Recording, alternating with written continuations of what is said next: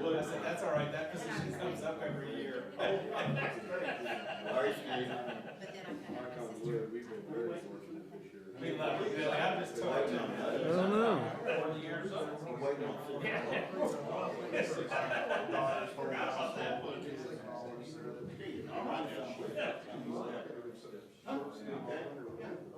We're on. Just mine from the flip myself. I can't get your attention. I'm trying to get your attention. Okay, I'll call to order our special city council meeting workshop, February 1st.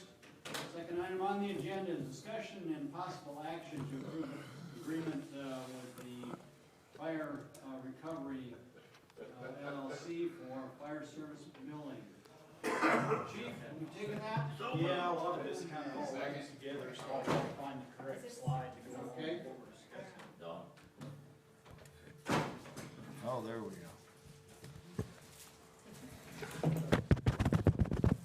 I don't need one. Hey, Chris, smile when you turn around. Oh, that's a lot of light. That's a lot better. Let's go. Okay, so on our fire services billing, and we'll talk more about the rate structure from that later, but we currently bill for fire calls outside of city limits if we're there at least an hour. It's been since, I believe, 2015 since we've adjusted those rates, and it's a per truck per hour charge. Fire Recovery USA is used by several fire departments here in Oklahoma and around the region, and they're basically just like the EMS billing provider. They're a third-party private company that basically are professionals at knowing insurance companies and how they operate, what policies cover and don't cover. And they basically will have a login to our record management system where they can call all the billing information and be the go-between between our department and the insurance companies in an effort to collect charges for different fire calls outside of the city limits and then possibly inside the city limits, which is one of the items we'll discuss when we get to that item on the agenda. But this proposal that we're asking for is to enter into an agreement with them, and I believe it's for 23, thought I put it on there, 20, around 25, give or take a few percent is what they'll charge, and then that 70-something percent is remitted to us as revenue. Yeah. What it's done. Okay, thank you, Mayor.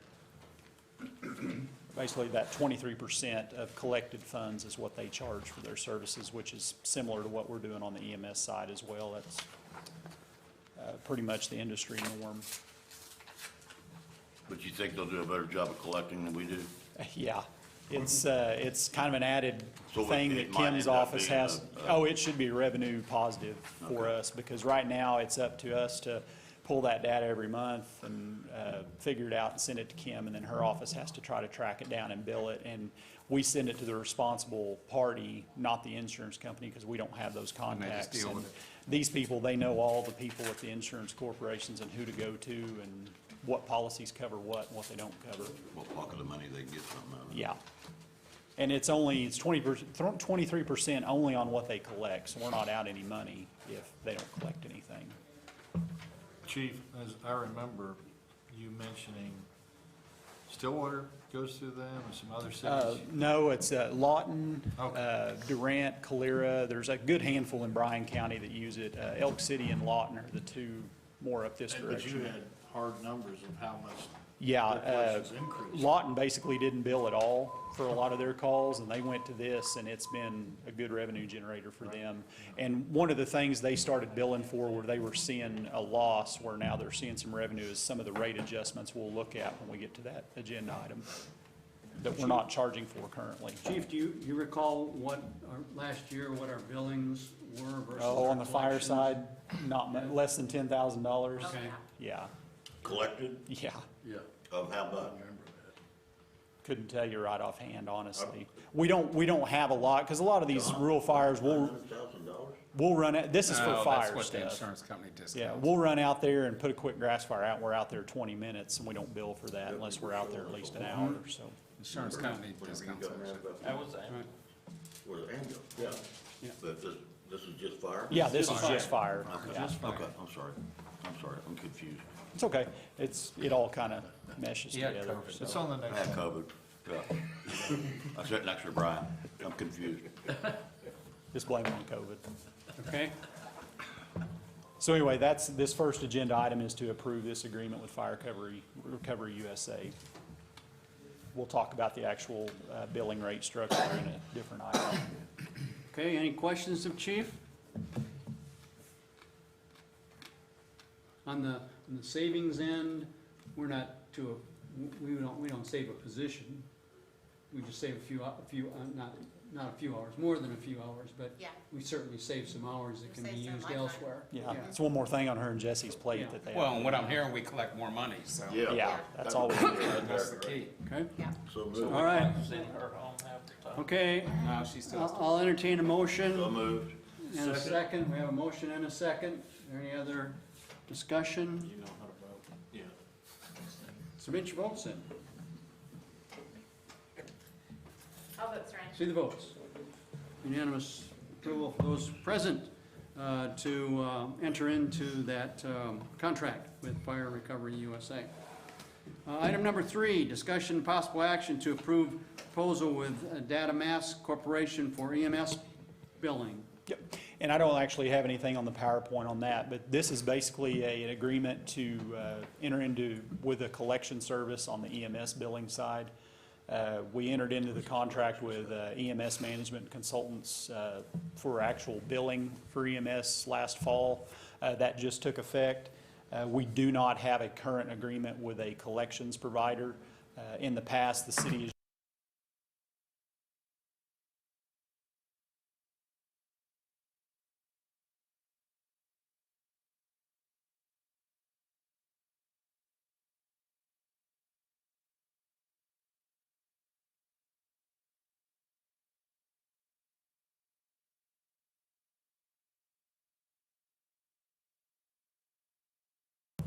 And that percentage is, 23. yeah, it's 20. okay, same. They were all 23, 24. Yeah. Okay. Now, Different that's, company, but. Yeah. that's only on the ones we turn over to them for Correct, that is only collection. on People delinquent that EMS bills pay, that get sent we to don't lose collections. that 23%. Right, right. Yeah. And currently, we're not sending anything to collections because we don't have an You're agreement with asking for the anybody. same thing on EMS that you asked for on fire. Well, this is only for stuff that's delinquent that needs to get sent to collections. So basically, we haven't been collecting anything on that. No, So this delinquent, is- that's actually some of the numbers that Councilman Channel has been upset about in the past, are those delinquent accounts that basically Right. just, we have to end up writing off. Right. So this is basically all found money. Correct, Less yes. than An effort to 23%. collect, yes. And it Well, was a then large I'll make amount. a motion since I didn't like it. Second, There you go. And it was a large amount of money too, wasn't it? $900,000. There's always gonna be a lot that we have to write off, just due to Medicare. But a lot of and that is Like because, $900,000 a year. but a lot of This, that there's is a lot of because money.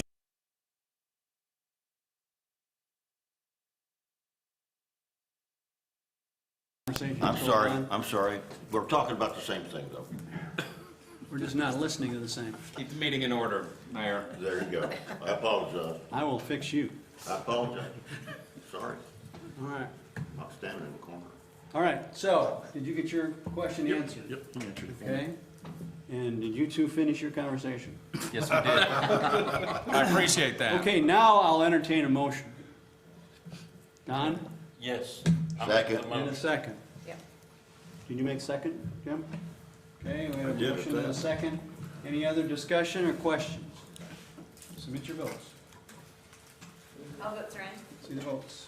Unanimous approval from those present then to approve the proposal from Datamax Corporation for EMS billing. Item number 4, discussion and possible action regarding resolution number 2022-07, amending EMS rates. Yeah, this is something we actually discussed, I believe, it was back in the fall at one of the council meetings where we looked at approving our new EMS billing provider.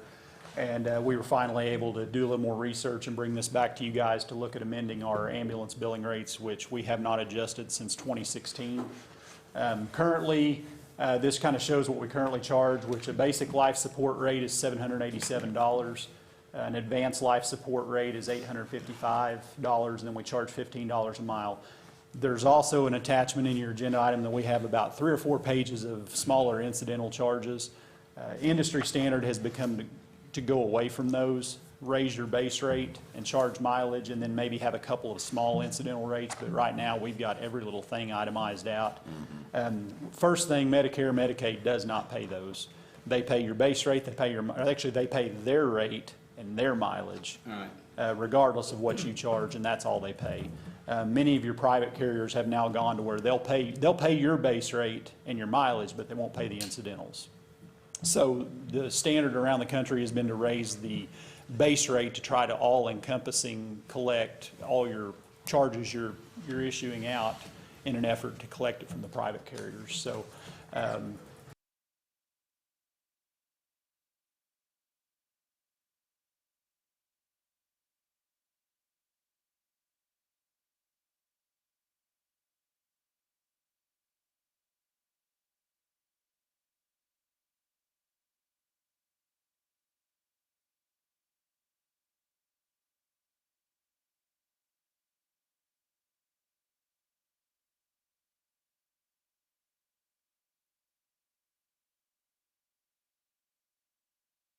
It was sent out, Kim sent it out 2 days ago.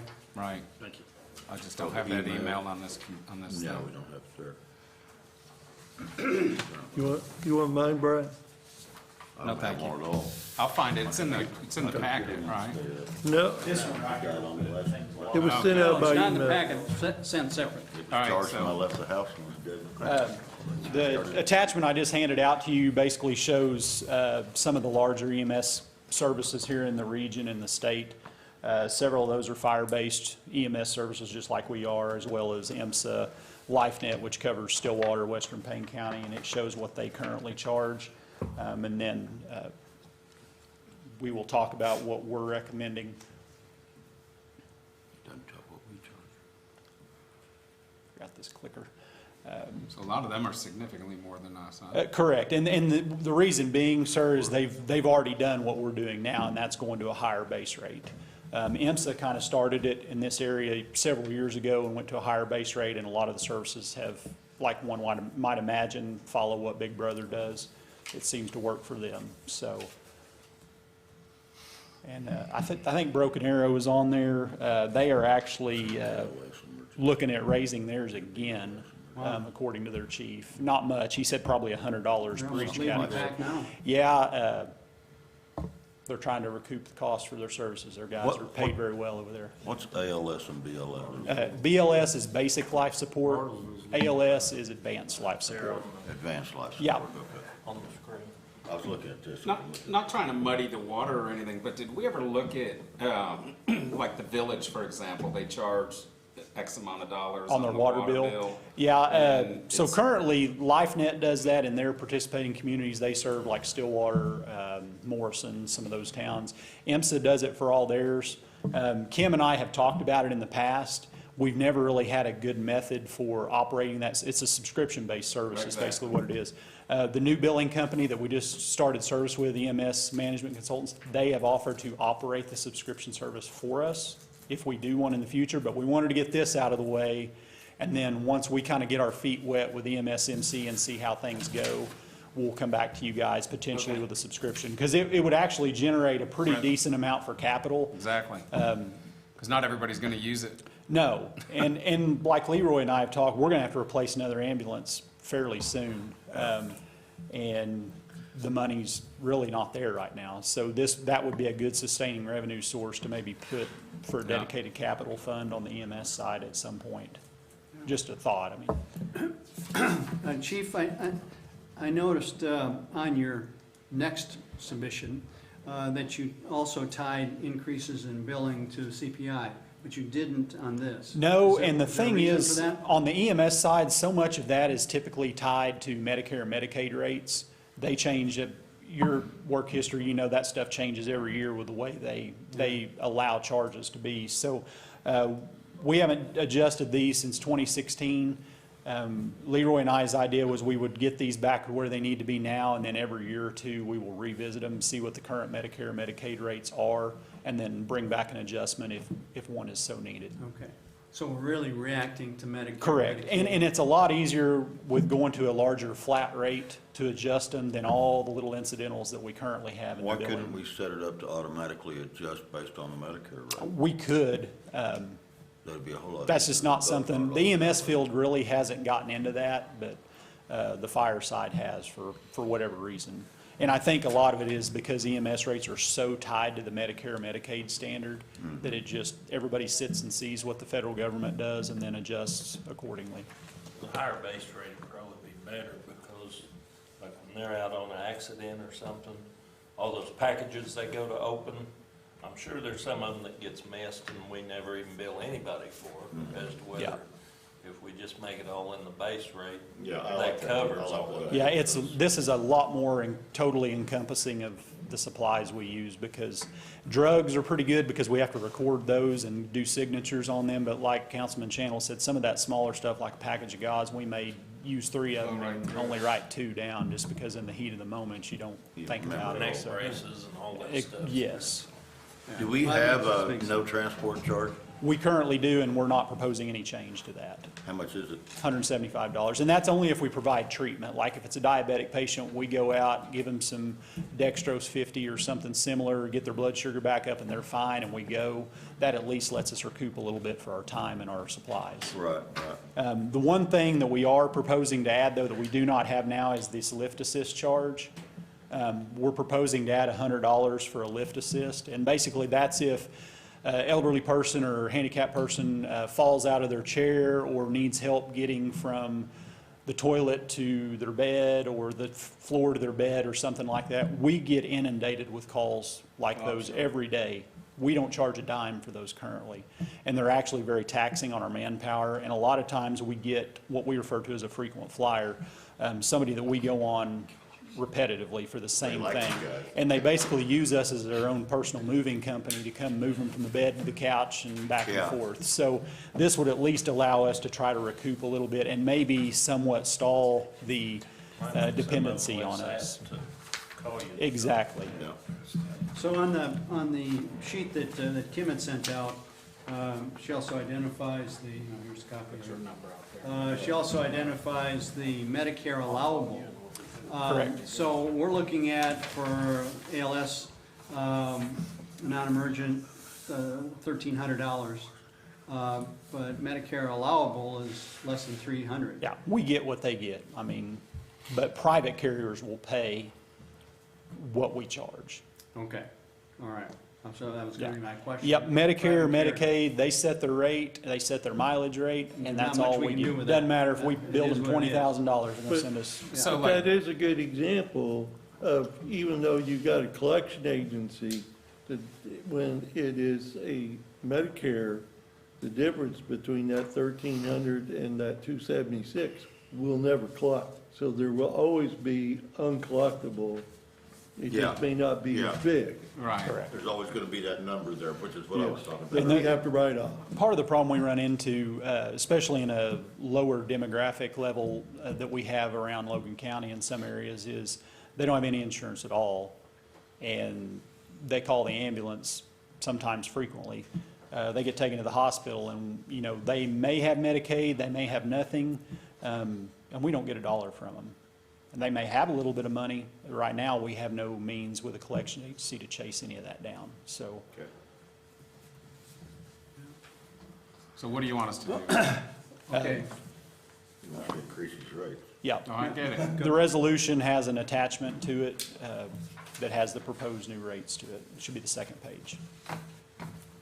okay, I'll entertain a motion. So moved. And a Second? second, we have a motion and a second. Any other questions or discussion? Hurry. Submit your vote. All votes are in. See the vote. Unanimous approval then from all those present to approve resolution 2022-07 on the EMS rates. Item number 5, discussion possible action regarding resolution 2022-8, amending the fire service fees. Okay. As we talked about with the Fire Recovery USA item earlier, we have not adjusted our rural fire billing rates since 2015. Currently, for Any kind of a actual fire truck, we charge $300 per hour per truck. We also charge different manpower cost, which is very confusing to go back and try to break out. And then we also charge $150 an hour for a staff or a command unit to go out. As I talked about in the Fire Recovery USA item, there's several Oklahoma fire departments that have went the private route as far as trying to collect billing revenue through the use of that third-party provider. And this next slide, it should also be in your spreadsheet that Kim just handed out, maybe on the second, on the back side. Oh, look at you. Look at you. Saving paper. This shows our current rate. As I mentioned earlier, $300 per hour per unit, and then what the proposed new rates would be. The one major significant difference, right now, we do not bill for fire truck services on car accidents. The ambulance side, if we transport somebody, there's a bill there, but there's nothing for the rescue unit, the engine, fuel spill cleanup, fluids cleanup, anything like that that we do out there. That is one area where I mentioned Lawton Fire earlier. That's one place they did not bill before. Lawton really doesn't have much area outside their city limits because they're surrounded by volunteer agencies, but they never billed for car wrecks before where they do now. They've seen a boon in revenue from that because your auto insurance policies have money in place that will cover this stuff, and we don't currently bill for it. If And you as- go out, like if you're going out to assist another fire department, are we billing for that or? No, mutual aid is mutual aid. We go help them, they come help us. There's no charges that exchange there. This is just for calls in our fire In our fire district. district. Correct. Now, car wrecks is a little different story because Mulhall and Orlando, Coyle, those areas don't really provide extrication services, so they're our primary for car wrecks. So anytime we go out and provide an extrication type service on a car wreck, we will bill for that now, if this is approved. And currently, and it's being proposed, the fire is outside the city limits. Correct. And we don't bill inside the city limits currently, and what's here is proposed. But accidents are both in and outside the city limits. Our proposal for the accidents will be anywhere that we respond. Any accident? Correct. Anywhere, yeah. Yeah. On the fire side, traditionally, inside city limits has never been billed. That's just kind of been one of those services provided, kind of like animal control and stuff like that. Stay the same. That's up to you guys ultimately. Homeowners insurance policies inside the city limits, it doesn't matter where you're at, your homeowner's policy covers fire billing, so that's totally up to you guys if you want to start doing that or not. The rates wouldn't really need to change. It would just be where we actually bill. I think we ought to bill, don't you think we ought to bill? So what is this, there's no current rate, the NA is all city limits? No, those are all the car wrecks, those Okay. hazardous material incidents and the car wrecks. We don't bill for those currently at all. Right. And then this is where you've also, in the resolution, identified that it would go up according to CPI? Yeah, this resolution actually has a 1.5% annual or CPI, whichever's greater, increase built into it, which I believe Kim told me we've looked at doing this with our water and sewer rates. Just kind of helps us keep up automatically with the times. So, on the current, where we're not billing for it, does insurance pay that? Yes. They will if we build for them, They'll but bill for it. we don't have a mechanism to go to these car insurance companies. No, We- but I would get a bill from you, and I would in turn submit that to my insurance company Correct. in that Yeah, scenario. in all likelihood, we would try to collect the insurance information from the vehicle, maybe get it from the law enforcement, because they have to put it in their report. Yeah. And then it would go through the billing company, they would get directly with the insurance or the actual But we're not doing policyholder. that now. No, we aren't. Why? We didn't really ever pursue it. We don't have it in our billing structure to do it. But it's in the That's- new billing structure. It is in the proposed, yes. If you'll make a motion. Let's do it. Well, wait, I Motion- just I want make a motion we to, do it. hold on a minute here for a second. On on this left-hand column, Wait a minute, we're still gonna have discussion. So on the proposed rates, where are they coming from? I mean, I'm looking at $2,900. I mean, those were based off the Fire Recovery USA. They sent us basically average rates that are charged nationwide for these services, and we based them off that. is that what that is? And that's a hazmat. How do those compare? I see the hazmat. Do we have a I was comparison? just curious on the other. We do all the not. other. The departments in Oklahoma that they work with, these are the rates they're charging, so. And what do they tip, I mean, that's what they that's what they're charging, that's a national average, but what about the insurance companies? We have any clue what they're paying on those? We've never done it before, So we just really don't have any idea what they're But paying. either way, this is gonna be revenue positive. Right, it's because gonna be we're not more, no getting that. question. So, and I know, some homeowners policies have an upper limit on the fire services that they'll cover. So, you know, they'll pay what they pay, and Yeah. But it's still better than nothing. that's exactly right. All right, well, I make a motion to approve. Well, hang on a second, as far as that goes, 'cause what was the, I'm sorry, but I love it. well, we talked earlier on the EMS services, I kind of mentioned that why can't we tie this to the, was it CPI? It is. And to This where, one is, the EMS is not. this one is. This one is, But the yes. one we talked about a minute ago, we haven't done that with. No, because it's, Can we do that with the other one too? well, we talked about that. He answered it. Yeah. We've already passed that agenda. I'm just asking the question. The EMS rates are so tied to Medicare and Medicaid's allowable rate. Right. That doesn't really move with CPI, so we basically So wait to it's see. based on Medicaid. So why can't we base it on Medicaid? We do. Just like we're basing this on We will just CPI. have to manually revisit it because their charges change so infrequently.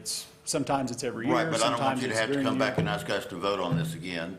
If we can just tie it to like GDP or whatever, to where we can. We've not already have to passed revisit that. it. so we'll have to- We've already passed that Already resolution. done it. Yeah, we're I done with understand- I that. understand, I was just trying to see if there was any way. That's gonna come back at I some hear you. future It'd be a date. couple of Okay, years. Yes, before I we know do it it. is. Once Okay, we I- get some more experience with that, we could do what you're suggesting. Yeah, exactly. Okay. We'll see how it works. We have a question here? Yes, Is sir. Guthrie unique in that, not charging for those? No. That's kind of, there's actually been some state laws proposed to help better solidify how state statute defines insurance coverage, where they have to cover that. Not all insurance carriers do, depends on your policy. But there has been an effort statewide to get the insurance commissioners trying to enforce all policies to cover this type of stuff. It's kind of been a trend nationwide where a lot of fire services they were services provided, they didn't get billed for. Rural fires has been around for a long time. You know, a lot of the volunteer agencies lived off memberships and stuff like that. So that's kind of where a lot of that came about decades ago. But billing for the car wrecks and stuff and all the new technology and chemicals and the cost of doing things have gone up so much, that's where a lot of this stems from. Okay. And the one question about the inside city limits, outside city limits on fires, that's ultimately you guys' decision. That was the other thing that I was thinking of. Yeah. Well, I think Leroy answered that inside we're not billing. We never have Yeah. before, but insurance policies don't But if differ insurance between city companies limits or won't outside pay of city it- limits, but. That's a if they'll- benefit of the citizens of Guthrie. Well, I think so too, but if insurance companies are gonna pay it, why would we not try to get Hey, it? Eric, Yes, sir. are we still charging like a fee, like say you want to? Because when they don't, you're gonna get billed. Go out and We, get $25. yeah, it's $10 When for they a don't burn pay permit, it, you'll yeah. get billed. It's very nominal, it's not much. And there goes your benefit. Well, I don't want that to happen, but. Okay, I will entertain a motion then. You already got it. Got it. No, I didn't hear it. I'm entertaining it. So moved.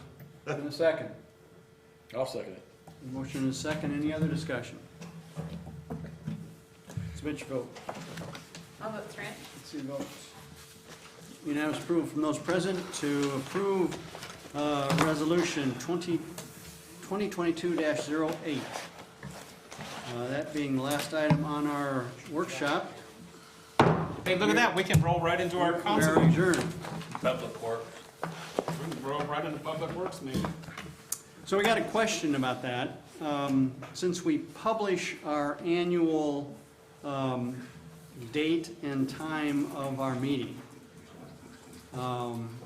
can we move from that? Because the Public Works Authority meeting is to start at 7 o'clock on these dates that we published.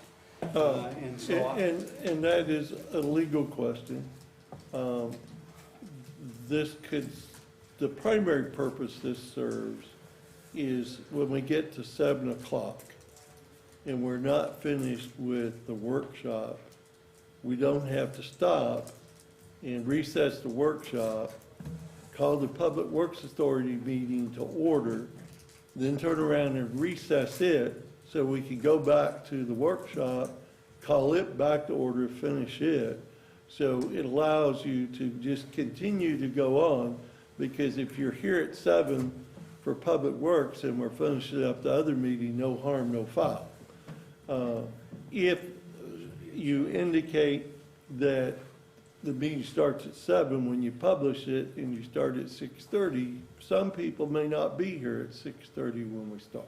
Correct. So that would be a legal question, but it primarily is in there in case you go over, you don't have to do all the dancing. Recess one meeting, call another to order, recess it, and then go back in. Okay. Allows you to keep going straight through.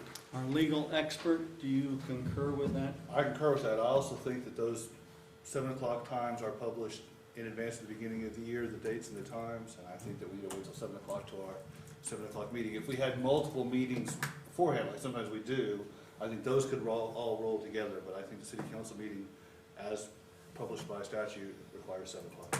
Okay. Now, if we'd have thought, I thought this meeting would take longer. If I'd have thought about it, we could have done our economic development meeting next, which we Yes. could have rolled right into, because it's a special meeting. But it's set at 7 o'clock as well. Correct. So But we'll if take I our had- dollar a year and we'll waste 30 minutes of it. How's that? Okay, we'll start at 7. Jesus. See you at 7. For Oklahomans near and far,